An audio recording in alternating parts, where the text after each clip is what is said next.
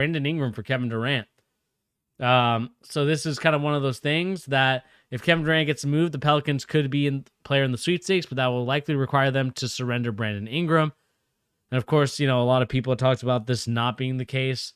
Again, I know that there's a lot of news and rumors when it comes to kind of Brandon Ingram or more so Kevin Durant trades, because at the end of the day, Kevin Durant is a game-changing player.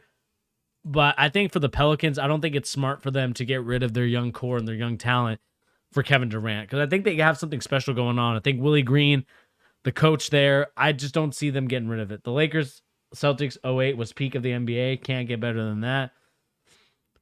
True, to some extent, true. I think that in terms of offense and I think and again, it might just be down to age, but you can clearly see that when it comes to, actually, I believe the 2016 Cavs Warriors was probably one of the best finals in a very long time, if I'm being truthful, Sean.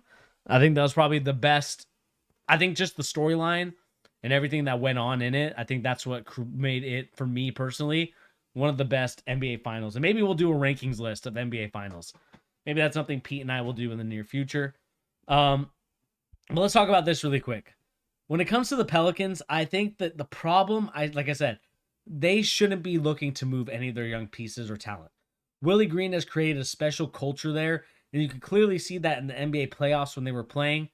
The passion, the energy, the amount of games that they took the Phoenix Suns to, this to me would be a mistake by the Pelicans if they were to get rid of their young core. Because they found something that worked, even without Zion Williamson, who was hurt at the time.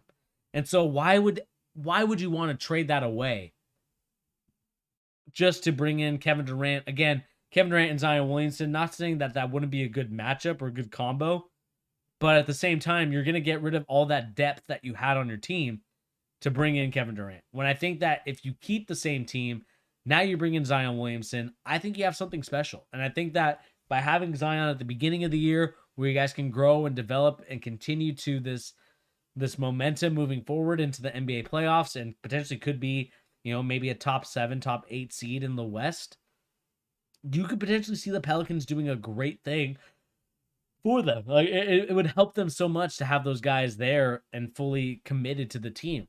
But by adding Kevin Durant, yes, you're getting a tremendous scorer. You're getting someone that could help out. But at the same time, I think for a young team like the Pelicans are, it makes no sense to get rid of them for an older guy and Kevin Durant, who, again, you have to get rid of a ton of depth in order to acquire some of these guys. And so I don't think it's necessarily the best idea, in my opinion, to get rid of all those guys just to bring in Kevin Durant. And then now you're kind of left with a situation where it's just Zion and Kevin Durant, and that's basically it. Because you're not going to be able to keep a lot of those guys that made a huge impact in the playoffs last year.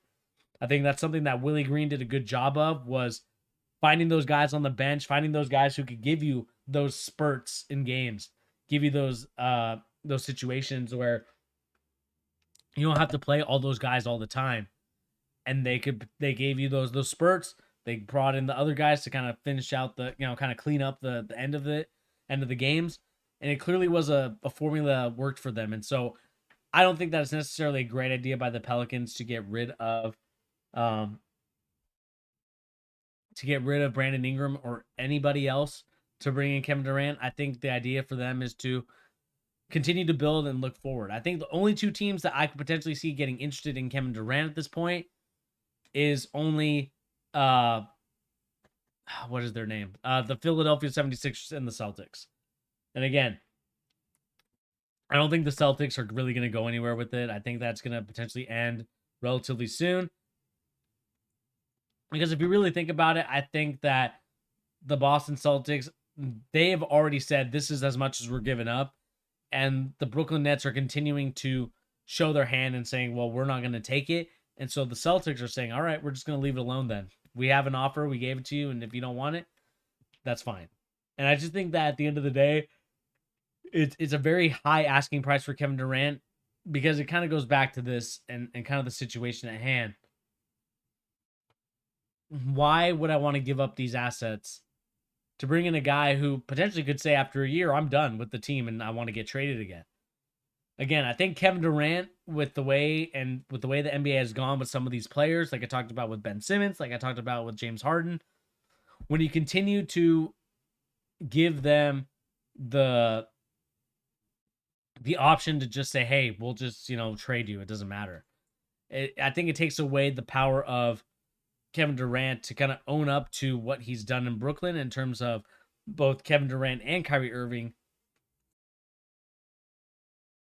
continue to, like I said, they built the team, they built the coaches, they got the coaches they want, they got the teammates they want, they got everything that they wanted in Brooklyn, and still cannot continue their, I would say their promise to building a great Brooklyn Nets team. That is the frustrating part. And I think that's the reason why a lot of teams are very hesitant right now on trying to sign any of these guys. Because at the end of the day, why would I want to do that? If like I said, if I'm the Celtics, if I'm the 76ers, it even gives me cause for pause, because what could make you think that, okay, maybe I might just give up at this point, or like, hey, I want to get traded when you feel like there's a good momentum going. And I would say this for Nash. I've talked about this before as with Steve Nash as the head coach. You shouldn't have given him that role so soon, because he was just an advisor for the Warriors. He wasn't someone that was a head coach already. And I think that Kenny Atkinson actually would have done a much better job, because he would have actually held some of these guys accountable. I think he would have held Kyrie Irving accountable for not being there at practice or not being there during the season. And so as we continue to kind of look at this stuff, and again, I don't really want to go too long today. I probably will stream tomorrow. I think that's going to be the best bet to kind of talk a little bit more about the next story at hand. Because I really wanted to talk about this LeBron James story more so than anything else.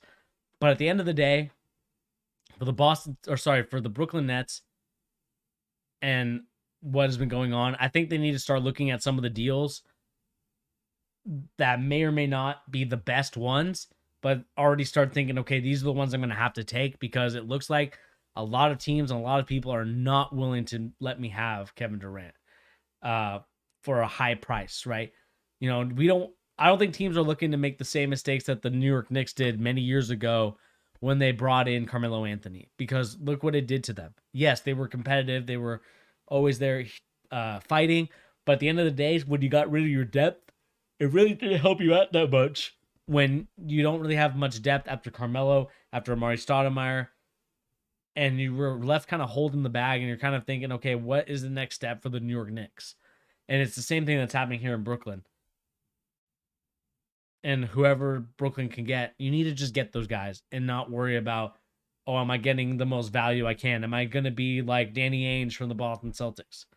It takes a special person to be like that, and I just don't think at the end of the day the Brooklyn Nets have that in them.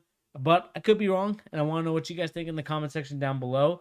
Again, this is going to be a very interesting situation as the Pelicans continue to look to see what they could do. Again, I would personally not get rid of I would not get rid of Brandon Ingram. I think at 25 years old, they're going to be turning 25. That is a prime age, along with Zion Williamson, who is going to be, I believe, 2021. And all those guys that you have there, you have something there that's special. So why would you ruin it and speed up a timeline that you're not really necessarily on? And again, I want to use my boy Pete's timeline analogy, but they're not on that timeline right now. And so when we look at it and see everything, it's going to be one of those situations that continues to be, I would say, sort of maybe sort of critical, or more so thinking about interesting to talk about when it comes to Brandon Ingram and the Pelicans. I would keep the same team. I don't think that I would necessarily get rid of them. But let me know what you guys think in the comment section down below. I'd love to know what you think about both Brandon Ingram and Kevin Durant. If you were to look for a trade, would you do that or would you not do that? Let me know in the comment section down below. And let's read this guy's tweet really quick. Generally curious, KD, what information are fans entitled to? If a big Nets fan, Brooklyn has decided whether to set aside a bunch of his hard-earned money on season tickets, he probably want to know if the team that's best player to play his team next season. You're entitled to what you work for. Now have a great day, little fella. Okay. Nothing too crazy there. But anyway, guys, I think that's going to do it here for the charge. Thank you once again for joining us here, giving you the latest NBA news and rumors, and also basketball opinions. And again, guys, we talked a lot about LeBron James, talked a little bit about the Paul Gasol retirement, and of course, at the end of it, we talked about Kevin Durant potentially going to the Pelicans and why it could or could not work, or why the Pelicans are unwilling to give up Brandon Ingram for this. But let me know in the comment section down below. What do you guys think of these stories? We'll catch you guys in the next video. Remember, the video for us right now is the Victor Wembanyama video. Please check that out. Go hit that like, go hit that subscribe, go hit that share button. It's going to be a lot of fun, and I hope you guys have a great and awesome rest of your day on this August 17th, 2022, and we'll catch everybody on the next episode of The Charge, which will be tomorrow at about, let's go like noon. We're going to go noon to kind of talk about other kind of NBA news and rumors and basketball opinions tomorrow on the Charge live stream. Anyway, guys, like I said, my name is Bernie. Thank you once again for joining, and we'll catch you on the next episode. Peace.